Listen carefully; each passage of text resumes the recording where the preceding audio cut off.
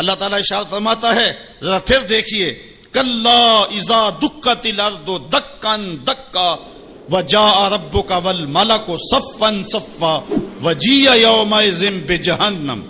پھر جب اس دن جہنم کو سامنے لایا جائے گا، پھر کیا ہوگا؟ انسانوں کے رونگٹے کھڑے ہوں گے.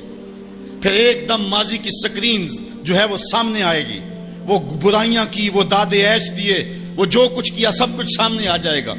یومئذ یتذکر الانسان، اس دن آدمی سوچے گا، وَأَنَّ لَهُ الذِّكْرَى، اور اب سوچ کا وقت گزر چکا ہوگا.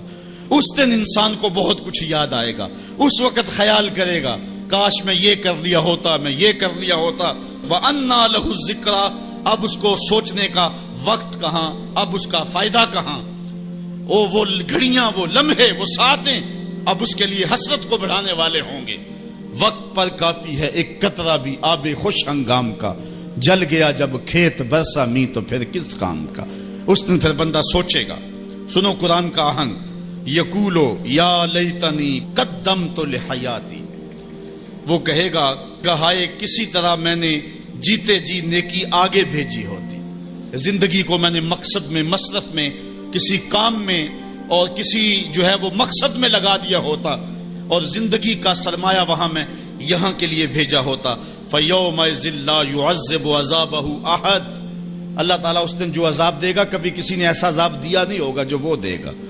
اللہ اکبر. وَلَا يُوثِقُ وَثَاقَهُ أَحَدٌ، اور اس کا سا باندھنا کوئی نہیں باندھتا جس طرح کہ وہ باندھے گا. اچھا، جب جہنم کو حشر کے میدان میں لایا جائے گا تو عرش کی بائیں جانب جہنم کو رکھا جائے گا، اور اللہ تعالیٰ جل شانہ جو ہے وہ پورے قہر و جلال میں ہوگا. تو جو برے لوگ ہوں گے ان کا پتا تو پانی ہو ہی رہا ہوگا، وہ تو کہیں گے کہ یا لیتنی قدمت لحیاتی، لیکن جو نیکوکار ہیں ان کا دل بھی ڈول رہا ہوگا، کیونکہ بڑے خطرناک جو ہے وہ لمحے ہوں گے. ہمارے ایک ٹیچر ہوا کرتے تھے ریاضی کے، تو وہ بڑے جلالی ہوتے تھے. کبھی ہمارا ٹیسٹ لیتے نا تو دوسرے دن جب وہ آتے نا پیریڈ میں، تو باوجود پتا ہوتا کہ سوال ٹھیک ہم نے کیے ہوئے، بعد میں چیک بھی کیے ہوتے، لیکن جب وہ ڈنڈا لے کے داخل ہوتے تو سب کے پتے پانی ہوتے، پتہ نہیں کس کی جو ہے وہ کم بختی آ گئی ہے. اور پھر جب وہ اچانک جن لوگوں نے اچھے نمبر لیے ہوئے ہوتے ان کو الگ کرتے اور دوسروں کو الگ کرتے، پھر بھی سارے ڈر رہے ہوتے کہ پتہ نہیں یہ کدھر والے ہیں اور یہ کدھر والے ہیں. اور پھر جب کہتے بیٹا تمہیں شاباش، تو پھر جو مسرت ہوتی نا تو وہ پھر لفظوں میں بیان نہیں ہو سکتی ہے. اللہ تعالیٰ فرماتا ہے کہ اس دن پھر کیسا منظر ہوگا. ذرا غور کیجئے کہ جہنم سامنے ہے، اللہ پورے جلال پہ ہے، اور نیکوکار بھی بدکار بھی کھڑے ہیں، کلیجے سینے میں کانپ رہے ہیں.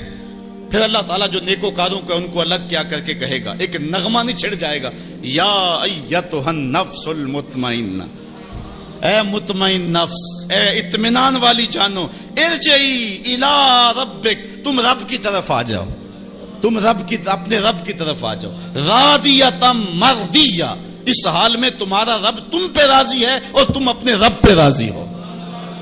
یہاں مفسرین فرماتے ہیں کہ رب کا بندے پہ راضی ہونا یہ بھی بڑی بات ہے، لیکن بندے کا رب پہ راضی ہونا یہ بہت بہت بڑی بات ہے. بندہ تو راضی ہوتا ہی نہیں، بندہ تو دنیا پہ دیکھ لو راضی نہیں ہوتا، لیکن اس دن کیسا منظر ہوگا. بندے کے راضی کا انداز فی ظلال القرآن میں دیکھیے، یا ایتھا النفس المطمئنہ، المطمئنہ الی ربہا، المطمئنہ الی طریقہا، المطمئنہ الی قدر اللہ بہا، المطمئنہ فی السراء والضراء وفی البسط والقبض والمنع والعطاء.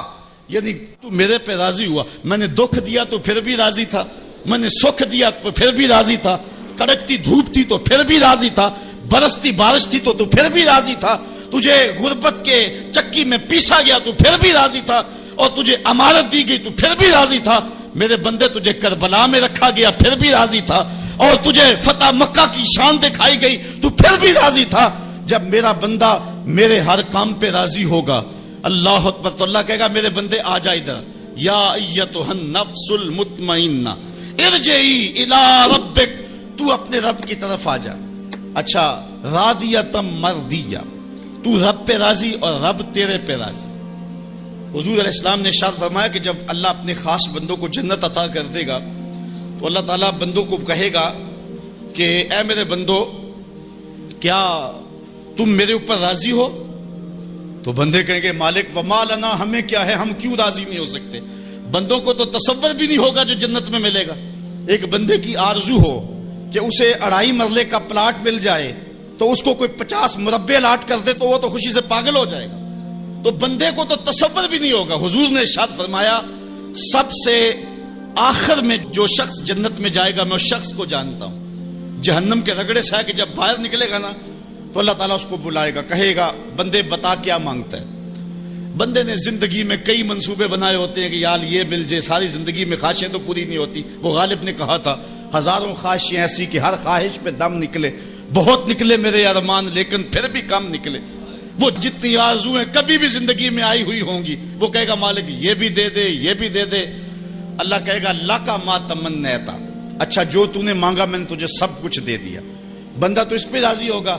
اللہ فرماتا یہ تو نے مانگا میں نے دیا نا، اس کے علاوہ جتنی زمین ہے یہ 7 بر اعظموں پہ پھیلی، اس سے 10 گنا زمین بھی جنت میں تجھے الاٹ کر دی۔ بندہ کہے گا یا رب اتسخر وانت المالک، مالک تو بادشاہ ہو کے مجھ سے مذاق کر رہا ہے۔ بندے کے تو گمان بھی نہیں ہوگا کہ اتنا کچھ ملے گا۔ جب یہ بات حضور نے بیان فرمائی فضاحک النبی حتی بدت انیابہ، حضور اتنا مسکرائے کہ حضور کی داڑھیں نظر آنے لگی۔ اس کو تو یہ گمان تھا کہ برابر برابر بھی چھوٹ دوں تو جنت میں کسی دروازے کی چوکیداری بھی مل جائے تو غنیمت ہے۔ اتنی تو دولت جو ہے وہ اوباما کے پاس بھی نہیں ہے، پوری دنیا کے مالیاتی اداروں کے پاس بھی نہیں ہے۔ اتنی حکومت تو کائنات میں کسی حکمران نے نہیں کی ہے جتنا تخت و تاج کا مالک اس سب سے آخری شخص کو بنا دیا جائے گا۔ جب سب سے کم پراپرٹی جنت میں جس کی ہے وہ اتنی جگہ کا مالک ہوگا، پھر داتا گنج بخش علی حجویری کی جاگیروں کا عالم کیا ہوگا، پھر انبیاء کی جاگیروں کا عالم کیا ہوگا، امام الانبیاء کی جاگیروں کا عالم کیا ہوگا۔ اتنا کچھ دینے کے بعد میرے بندے کیا تم میرے پہ راضی ہو؟ اللہ تعالیٰ جب بندوں سے پوچھے گا تو بندے کہے گے مالک ہمیں کیا ہوا کہ ہم راضی نہ ہو، ہم تو جو ہے وہ پھولے نہیں سما رہے۔ تو اللہ تعالیٰ فرمائے گا تمہیں ایک اور چیز دینے لگا ہوں۔ تو بندے جنت میں کسی کمی کو محسوس نہیں کریں گے، کہیں گے مالک اور کیا چیز رہ گئی ہے؟ تو اللہ تعالیٰ فرمائے گا بندو وہ چیز یہ ہے کہ میں تمہارے اوپر راضی ہو گیا ہوں، اب کبھی بھی ناراض نہیں ہوں گا۔ تو پھر جو مسرت ہوگی وہ دیدنی ہوگی۔ یا ایتھا النفس المطمئنہ ارجعی الی ربک راضیۃ مرضیہ فادخلی فی عبادی، میرے خاص بندوں میں داخل ہو جا، وادخلی جنتی، اور میری جنت میں داخل ہو۔